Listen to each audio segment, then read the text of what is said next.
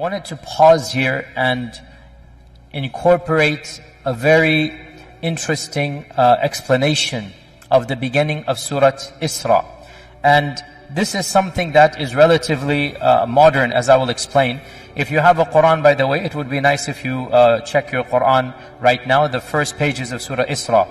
If you have some type of Qur'an app or something, please take a look at that so that you can follow along. Because this is now another interpretation of a very classical set of verses that many ulama of our times actually, more and more ulama are interpreting Surah Isra as being one of the signs of Judgment Day. And if you begin from the surah, it starts off with the issue of Subhanalladhi asra bi'abdihi, the issue of Isra, and the fact that Allah subhanahu wa ta'ala blessed the Bani Israel, and that He gave them some power in the land. Now, the verses then go on. وَقَضَيْنَا إِلَى بَنِي إِسْرَائِيلَ فِي الْكِتَابِ لَتُفْسِدُنَّ فِي الْأَرْضِ مَرَّتَيْنِ. This is verse number 4 of Surah Isra. Okay, follow along. These are very powerful verses. قَضَيْنَا إِلَى بَنِي إِسْرَائِيلَ. We conveyed and decreed to the children of Israel in the kitab. What is the kitab here? Most of our ulama said the Lawh al-Mahfuz. We decreed amongst the Lawh al-Mahfuz that to whom? To the Bani Israel. لَتُفْسِدُنَّ فِي الْأَرْضِ مَرَّتَيْنِ. You shall cause fasad in this world twice. You shall cause fasad twice. لَتُفْسِدُنَّ فِي الْأَرْضِ مَرَّتَيْنِ وَلَتَعْلُنَّ عُلُوًّا كَبِيرًا. And you shall reach a degree of great haughtiness. عُلُوًّا كَبِيرًا. Interestingly enough, Allah uses the same adjective for Fir'aun. إِنَّ فِرْعَوْنَ يَا حَفَظَةً إِنَّ فِرْعَوْنَ عَلَى فِي الْأَرْضِ. So Allah is saying the Bani Israel will have two periods of might and izzah that they will honor or abuse. Which one? Abuse. وَلَتَعْلُنَّ عُلُوًّا كَبِيرًا. Okay, you guys all follow me? Everybody on the same page? Okay, now we move on. فَإِذَا جَاءَ وَعْدُ أُولَاهُمَا.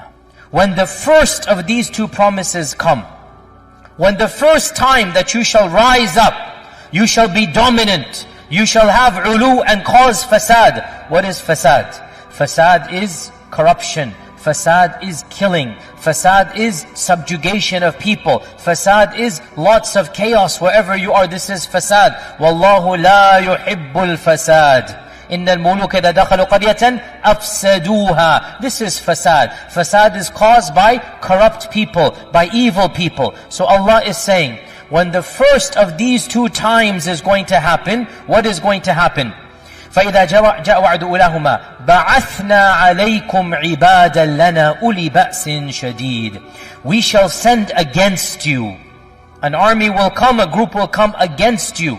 They are our creation, our servants. عِبَادًا لَنَا. We created them, you didn't create them. عِبَادًا لَنَا أُولِي بَأْسٍ شَدِيدٍ.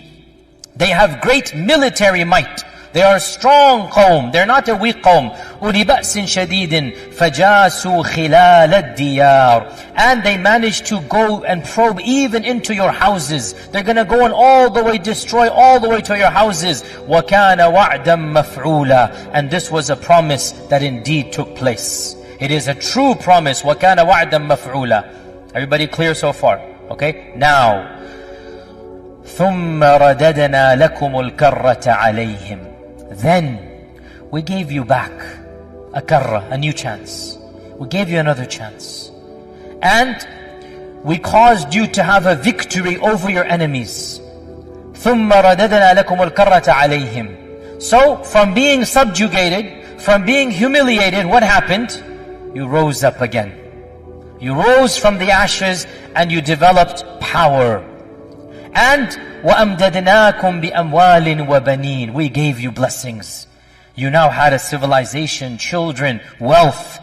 وَجَعَلْنَاكُمْ أَكْثَرَ نَفِيرًا. And we made you powerful in numbers. Your أَكْثَرَ نَفِيرًا means your manpower or your strength or your military might. All of this is allowed here, right? So you became a mighty nation.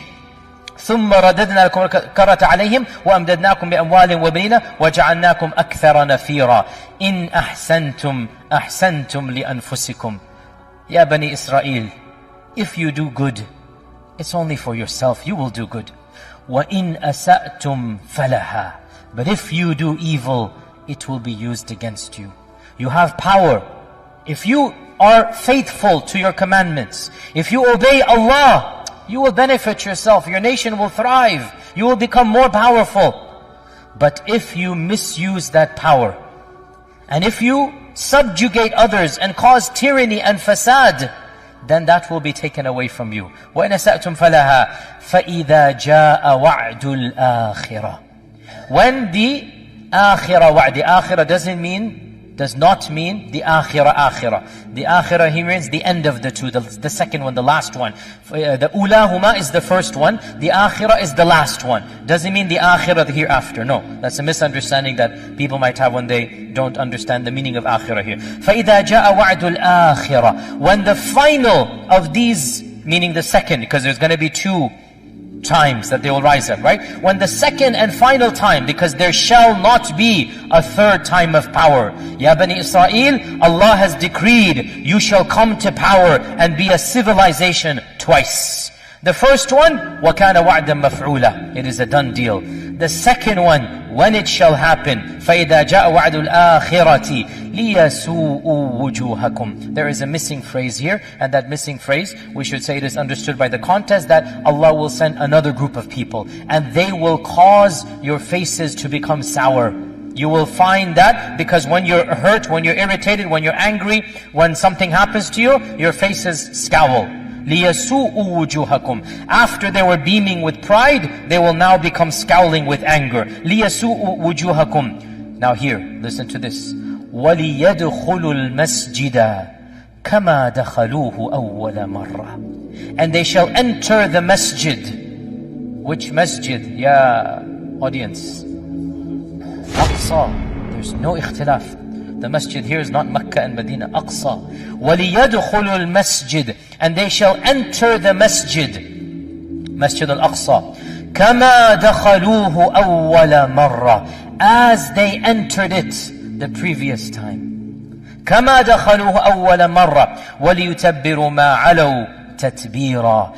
And they will destroy whatever you had taken over with your ulu, whatever you had done, whatever you had built, whatever had been constructed with your ulu, وَلِيُتَبِّرُوا مَا عَلَوْا تَتْبِيرًا. All of it will be destroyed and taken away.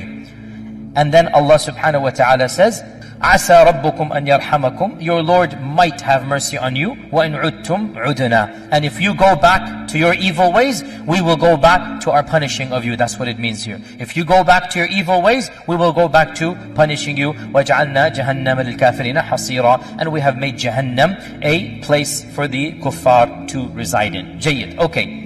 Everybody followed the translation? Clear? Jayyid. Okay. You all understood the translation. Okay. What is the tafsir of this page of Surah Isra? So, here is one example that honestly so many of our modern scholars are rethinking through because the Qur'an is so explicit. So, you see where I'm heading with all of this. You all understand. Where I'm heading, there are dozens of modern ulama that have already said, I'm not the one saying it, but not a single alim 70 years ago held this view. How could they when the political world was very different 70 years ago? You guys know what happened 70 years ago. Not a single alim ever felt that this ayah is a prediction of the future. Every alim that I have read, I could have missed some, but 40 ulama that I've read, the classical mufassirin, everyone is considering these two, been there, done that, from the past. And why would they not? Because in their time frame, the Bani Israel, there is no hope of another nation coming. They are scattered throughout the world. There is nothing that combines them. So they read these verses, they read history and common sense. There's nothing to make fun of, nothing to dismissive attitude. I would have done the same had I been alive 100 years ago, 1,000 years ago. That's human beings. Don't make our ulama infallible. I can be wrong and they can be wrong. They can be wrong, I can be right, I can be right, they can be wrong. This is the nature of human beings. These ulama, pretty much all of them, they said what? These two ulu have already taken place in the past. Done deal. And then they differed, as is to be expected, because there is no ijma'. They differed which of these two. And some said that the first of these was the Assyrian exile of 722 BC, when the Assyrians attacked the remnants of the original kingdom of Israel that was founded by Talut and Dawood and Sulaiman, the ones who actually founded the original kingdom of Israel. It then splintered into two, and then these two disintegrated, one of them remained, one disintegrated, one remained. The one that remained was finally gotten rid of by the Assyrians who attacked them in 722 BC. And then another group came, and eventually the Babylonian expulsion took place under Nebuchadnezzar, Nebuchadnezzar in 597 BC. So this is one interpretation, that the first of them was 722 BC and the second of them was 597 BC. Others have said, and this is very popular as well, and this is the position of even some of the tabi'un. Some of the tabi'un, this was their position, that the first of these, the ulahuma, is 597, when the second temple was destroyed. Maybe one day we'll have a longer history about the Bani Israel. There were two temples. The original temple of Sulaiman, that Allah Azza wa Jal blessed Sulaiman with, that the jinn helped him to build a magnificent structure that people could marvel at, because it wasn't built by humans only. So this was the jinn helped Sulaiman built the most magnificent icon in the whole world at that time. And this was destroyed in 722 by the Assyrian invasion. And then they built a second temple. And the King Herod built the other temple, which was then destroyed under the Roman destruction of 70 CE. 70 CE, after Jesus Christ, right? So, from 722, there was no temple. Then King Herod built the temple again, and it was there for a few decades. Then in 70 BC, the Romans came and destroyed the temple, and the Wailing Wall that we see today is the only remnants of the second temple built by King Herod, or King Herod. As for the temple of Sulaiman, nothing remains. Wala shay, nothing. What we have is the second temple, one wall, and that's the western wall, and that is the Wailing Wall that you know, that was built around the time of Jesus, and that is now the wall that they go and they worship at. So, many of our tabi'un said, the first is the expulsion of Bukhtanasar, because Bukhtanasar massacred them. It was one of the main massacres of the Bani Israel, and he was somebody who basically almost exterminated them. Then they had to flee to various places in the world. And then in the Roman expulsion as well in 70 CE, another wave took place. Jayyid. This is the classical interpretation, that the two have already occurred. You understand where I'm heading with this? There is a modern interpretation that a number of prominent ulama from across the globe, and I mean there are a number of names, but most of these are not to the level that we understand. Footnote here, generally speaking, students of knowledge stick with the madrasa they graduate from. So if their teacher said it, they will remain that way. So to break away from the tradition is not something that is typical, understandably so, and I'm not encouraging that. So whatever your teachers taught you, whatever you read Ibn Kathir and Tabari and Zamakhshari and whatnot, you will stick with it and keep on replicating. Alhamdulillah, there's no problem. Some people are willing to rethink through and break away. Sometimes that's good, sometimes that's bad. I'll be the first to say, not every breaking away is good. And those ulama who tend to do this, obviously they have to face their backlash and whatnot, but at the same time, they're the ones who produce some very interesting ideas, such as what I'm about to say. A number of prominent scholars in Egypt, in Bilad al-Sham, in Palestine, a number of places, they are saying, why are we assuming that these are in the past? The Qur'an doesn't say so. In fact, the Qur'an only says one of them, وَكَانَ وَعْدًا مَفْعُولًا. The first one has taken place. As for the second, the Qur'an does not say that it has taken place. Why are we assuming it has taken place? And now you see exactly where we're heading with this, right? So the first one would then be, most likely, the first destruction of the temple. That was when the glory of the original kingdom completely gone. And they have never had that type of political stability Up until when? We all know up until when. And so, Allah Azza wa Jalla is saying, ثُمَّ رَدَدْنَا لَكُمُ الْكَرَّةَ عَلَيْهِمْ. We give you one more chance, and you were victorious over your enemies. وَأَمْدَدْنَاكُمْ. We helped you, we aided you. You had government aid, you had the largest endowments from the biggest superpower in the world. You had everything you could have ever wanted. Right? وَجَعَلْنَاكُمْ أَكْثَرَ نَفِيرًا. You couldn't have asked for more. With all of this, what did you do? إِنْ أَحْسَنْتُمْ أَحْسَنْتُمْ لِأَنفُسِكُمْ. If you acted properly, that would have been for your own. وَإِنْ أَسَأْتُمْ فَلَهَا فَإِذَا جَاءَ وَعْدُ الْآخِرَةِ. So then when the second time comes, لِيَسُوءُ وُجُوهَكُمْ, means there's a missing phrase like we said. Another group will come. And this group will eliminate the izzah that you had. And you shall see that your ulu and your fasad and your evil did not help you. And you will see it and your faces will demonstrate that. لِيَسُوءُ وُجُوهَكُمْ. Now here's the key point that allows them to make this tafsir. وَلِيَدْخُلُوا الْمَسْجِدَ كَمَا دَخَلُوهُ أَوَّلَ مَرَّةٍ. The group that is being referenced here, it is not alien to Masjid al-Aqsa.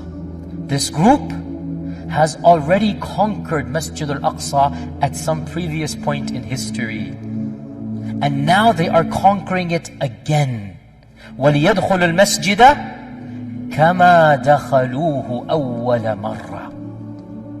Who conquered Jerusalem once before and wants to conquer it again? So this was a complete different long tangent that needed to be done when it comes to Ashrat al-Sa'ad, the science of judgment.